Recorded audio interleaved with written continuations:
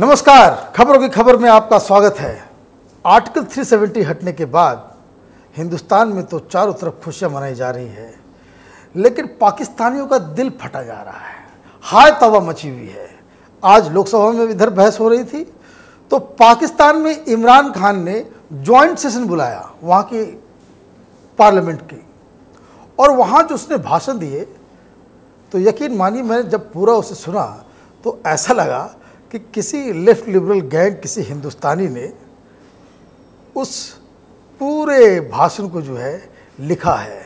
किस तरीके से वो वही बातें कर रहे थे जो बातें हिंदुस्तान में एक खास सेक्शन ऑफ जर्नलिस्ट, एक्सपर्ट्स और लेफ्ट लिबरल कबाल के लोग जो बातें करते हैं, वही इमरान खान कह रहे थे। इमरान खान के भाषण पर मैं आऊँगा बाद में, लेकिन जिस तरीके से आज कांग्रेस पार्टी ने लोकसभा में अपना बयान दिया और जिस तरह से वो आर्गुमेंट दे रहे थे, वो वाकई चौंकाने वाला है। समझ में नहीं आ रहा है कि वो हिंदुस्तान की कोई नेशनल पार्टी है या नहीं है, जन भावना का ज़रा भी कोई समझ है या नहीं है। पूरी भाषण के दौरान, पूरे डिबेट के दौरान आप देखिए, आपको यूट्यूब पे वो वीडियो मिल जाएगा, टेलीविज़न पे भी आ रहा है। राहुल गांधी अपना वो माथा पकड़ के इस तरह से बैठे हुए चुपचाप, किस तरह का लीडरशिप है ये समझ में नहीं है। खैर वो बात तो अलग है, लेकिन कांग्रेस की तरफ से क्या दलीलें दी गई? कांग्रेस की तरफ से कहा गया कि ये मसला बायलैटरल है, पाकिस्तान के साथ हमने करार किया है। अरे भाई, पाकिस्तान के साथ हमने करार किया है तो क्या हम वो कश्मीर के ऊपर कोई कानून नहीं ला सकते? पूरा का पूरा जो आर्गुमेंट है इनका कि चूंकि ये मसला यूएन में चला गया है, रेफरेंडम होना है, ये वही बातें हैं जो पाकिस्तान में आज असेंबली में जो है वहाँ के पार्लियामेंट में इमरान खान और दूसरी पार्टी के लोग कर रहे थे। हू बहू सेम आर्गुमेंट। इमरान खान ने क्या कहा? इमरान खान ने कहा यह आरएसएस का एजेंडा है। अरे वाह, ये आरएसएस का एजेंडा है। आरएसएस ने ये कानून नहीं लगाया है, ये कानून भारत की सरकार लेकर के आई है, और भारत की सरकार का ये फैसला है कि जम्मू कश्मीर के टेरिटरी को जो है दो भागों में बांट दिया जाए। ये आरएसएस का एजेंडा नहीं है। आरएसएस ने किसी अपने ऑफिस में बैठकर ये फरमान जारी नहीं किया है। ये संवैधानिक फैसला लिया गया है संसद के अंदर, इसलिए इसे ये कह देना कि भाई ये तो आरएसएस का एजेंडा है, नहीं। इमरान खान साहब को मालूम होना चाहिए कि जो फैसला है ये पूरे हिंदुस्तान का फैसला है और यहाँ की जनता का फैसला है।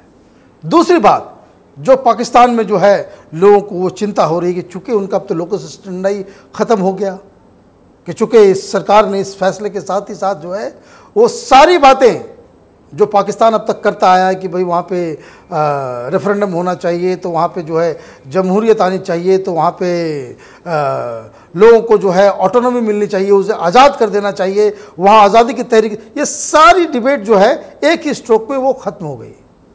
और इसलिए पाकिस्तान जो है बिल्कुल ठगा सा महसूस कर रहा है। अब पाकिस्तान के सामने क्या चुनौती है? पाकिस्तान के सामने ज़्यादा ऑप्शंस नहीं है। पाकिस्तान की संसद में इमरान खान ने एक बहुत ही अजीबोगरीब बात उन्होंने कही। उन्होंने कहा कि ये जो फैसला है उससे हिंदुस्तान के सेक्युलरिज्म का जो चरित्र है, जो कैरेक्टरिस्टिक्स है, वो उसके खिलाफ है। अच्छा, पाकिस्तानियों को अब हिंदुस्तान के सेक्युलरिज्म का जो है वो ख्याल आने लग गया है। अब ज़रा देखिए किस तरह की बातें, इस तरह की बातें, इस तरह का आर्गुमेंट बहुत सारे लोग हिंदुस्तान में भी दे रहे हैं। सेक्युलरिज्म का मतलब बहुत ही साफ है कि ऐसी व्यवस्था जिसमें हर जाति धर्म के लोग एक साथ रहते हों। लेकिन इन कश्मीरियों को क्या दलील है? इनकी दलील है कि चूँकि कश्मीर जो है वो मुस्लिम मेजॉरिटी स्टेट है, इसलिए उनको स्पेशल स्टेटस चाहिए। उनकी शिनाख्त जो है, उनकी आइडेंटिटी जो है, उनकी पहचान जो है बाकी देश से अलग है, इसलिए उनको एक अलग स्टेटस चाहिए। अच्छा, अब जब आपकी धर्म के ऊपर, आपके शिनाख्त के ऊपर जो है आपको अलग स्पेशल स्टेटस चाहिए, तो सेक्युलरिज्म कैसे हुआ ये? तो कहने का मतलब ये है कि तरह तरह की उल्टी सीधी दलीलें जो हिंदुस्तान के अंदर और पाकिस्तान में इमरान खान दे रहे हैं। एक और बातें कही जा रही है, वो तो हिंदुस्तान में बहुत सारे लोग कह रहे हैं कि बीजेपी सरकार जो है वो कोई एथनिक क्लिनजिंग करने जा रही है। कोई एथनिक क्लिनजिंग नहीं होने वाला है वहाँ। और ये जो कोई डेमोग्राफिक चेंज के लिए ये काम नहीं हो रहा है। डेमोग्राफिक चेंज तब हुआ था जब कश्मीर की घाटियों से इन्हीं लोगों ने हिंदू पंडितों को जो है वहाँ से मार भगाया था, उनकी ज़मीनें लूट ली, उनके साथ जो ऐसा कोई मैंने मॉडर्न हिस्ट्री में पिछले 50 साल में इस तरह की कोई घटनाएं नहीं है जिसको आप कह सकते हैं ये वैसा ही हुआ जिस तरह से ज्यूज़ के साथ जो है जर्मनी में हुआ था। तब तो आप किसी ने नहीं कहा था, तब यही लेफ्ट लिबरल गैंग और ये कांग्रेस पार्टी सब लोगों ने मुंह पे ताला बंद रखा था। एक आदमी को किसी को पनिशमेंट आज तक हुआ? इतनी हत्याएं हुई, इतने रेप्स हुए, इतने घरों को लूटा गया, एक आदमी को भी जेल हुआ क्या? तो किस बात की दुहाई दे रहे हैं? दरअसल पाकिस्तान जो है बिल्कुल बौखला गया है, और बौखला इसलिए गया है कि ये तो मसला इंटरनेशनल लेवल पे ये लगातार उठाते रहे पिछले 70 साल से, और हिंदुस्तान की सरकार ने अचानक से एक ऐसा मूव किया कि ये सारी चीज़ धरे के धरे रह गए, और जिसको कहा जा सकता है कि बहुत यूनिलैटरल डिसीजन जो है इंडिया ने ले लिया। अच्छा, अब इंडिया ने यूनिलैटरल डिसीजन ले लिया तो पाकिस्तान ने हथौबा मचाना शुरू किया। वो पूरे देश में, पूरी दुनिया में जो इसको इंटरनेशनलाइज करता रहा है, तो वो हेल्प के लिए, मदद के लिए वो उसने गुहार लगाई। जब तक मैं रिकॉर्ड कर रहा हूँ तब तक मलेशिया और टर्की के अलावा किसी ने उनके साथ कोई सहानुभूति भी नहीं प्रकट की। मलेशिया ने सिर्फ इतना कहा कि भाई हमारी नज़र कश्मीर के ऊपर है, ये नहीं कहा कि हिंदुस्तान ने गलत फैसला लिया है। अमेरिका की तरफ से कोई पाकिस्तान को सपोर्ट नहीं मिल रहा। वो क्यों? मोदी सरकार ने फौरन ही, जैसे ही ये बिल जो है राज्यसभा में पास हुआ, इन्होंने फैसला ले लिया। तो हमारे जो फॉरेन मिनिस्ट्री के अधिकारी हैं, डिप्लोमेटिक जिनके ऊपर जिम्मेदारी है, इन लोगों ने बहुत सारे देश के राष्ट्राध्यक्षों से बात की, प्लस जो सिक्योरिटी काउंसिल के जो देश हैं, यूएस, अमेरिका, फ्रांस, चाइना, रूस, इन लोगों से भी बातचीत की।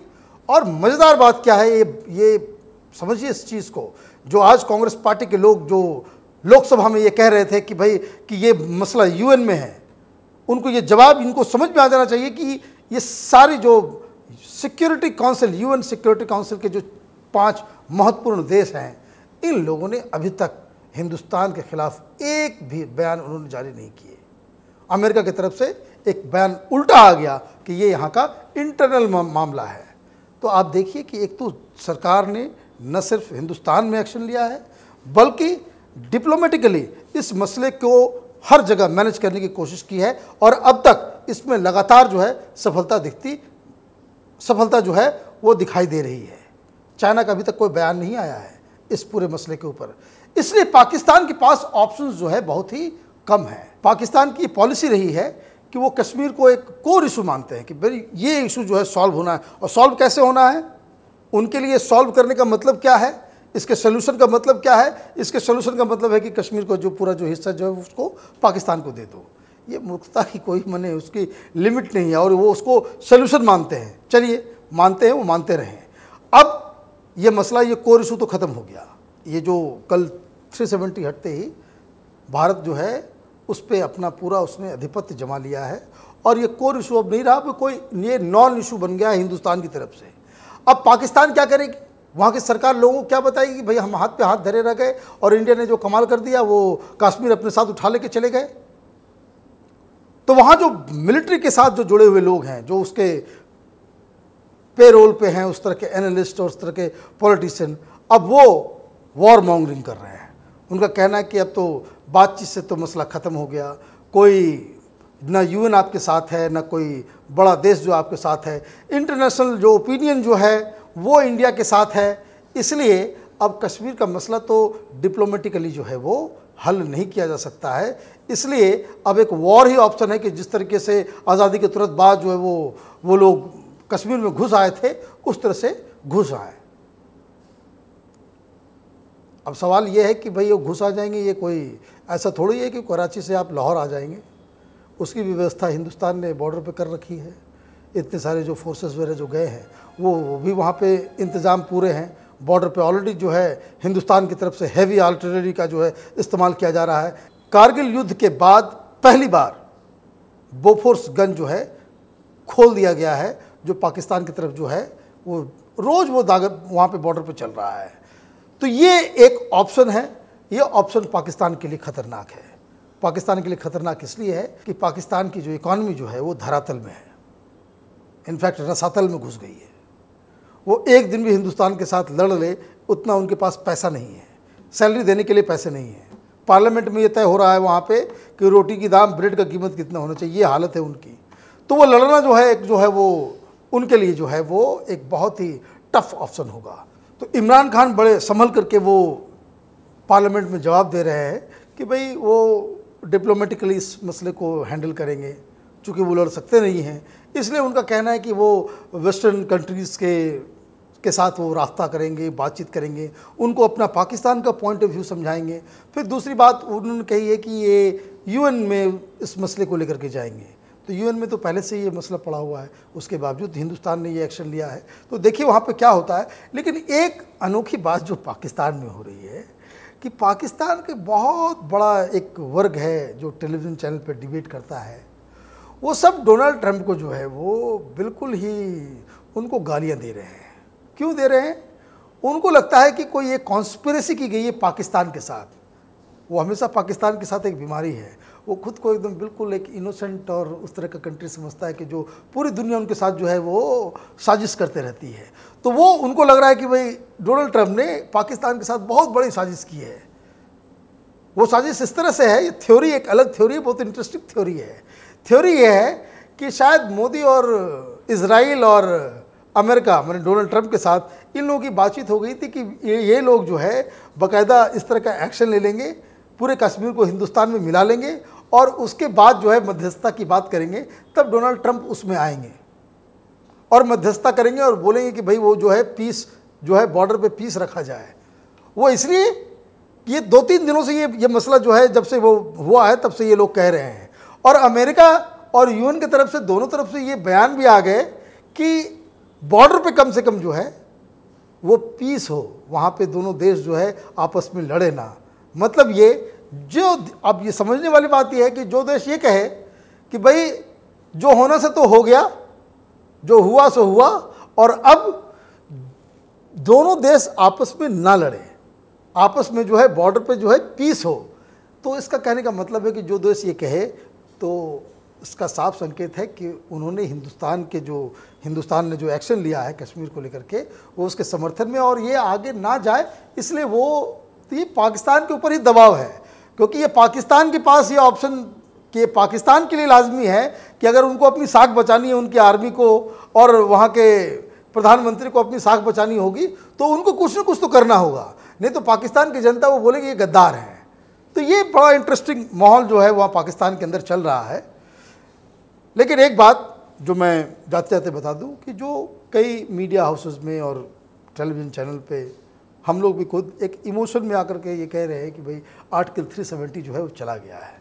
आर्टिकल 370 जो जिस चीज़ मैंने उसका जो असर वहाँ के गवर्नेंस और वहाँ पे होता था वो लिटरली चला गया है। लेकिन अगर टेक्निकली अगर आप देखें तो आर्टिकल 370 अभी भी संविधान का एक हिस्सा है, 35A भी एक हिस्सा जो है वो बचा हुआ है।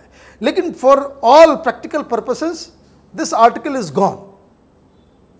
तो ये मैं कहना चाह रहा था। और दूसरी बात है जो डिलिमिटेशन का जो मसला है, तो डिलिमिटेशन तो कभी भी सरकार कर सकती है। जो लोग उसे बता रहे हैं कि ये असंवैधानिक है, वो संविधान के हिसाब से इसको ये तब्दीलियाँ नहीं की गई हैं, वो थोड़ा सा जो है उनको फिर से एक बार रीथिंक करना चाहिए। क्योंकि टेक्निकली आर्टिकल 370 और 35A दोनों अभी भी संविधान का हिस्सा है। उनके कुछ चीज़ों को जो है ट्वीक कर दिया गया है और यही अक्लमंदी जो है बीजेपी की सरकार ने की है। तो शायद कुछ लोग ये प्लान कर रहे हैं कि वो सुप्रीम कोर्ट में इस डिसीज़न को जो चैलेंज करेंगे, तो शायद उनको जो है सुप्रीम कोर्ट से वही जवाब मिलेगा जो अमित शाह और कंपनी पार्लियामेंट में आज कह रही थी। तो देखते रहिए opinion post internet TV. Kashmir का मसला अभी ख़त्म नहीं हुआ है, ये आगे और चलेगा और हम आपको लगातार इस बारे में अपडेट देते रहेंगे, पाकिस्तान की कहानियाँ सुनाते रहेंगे और कश्मीर के अंदर क्या हो रहा है वो भी बताते रहेंगे। आप हमारे चैनल को सब्सक्राइब कीजिए, बेल आइकन दबाइए ताकि सारा अपडेट आपको लगातार मिलता रहे। धन्यवाद।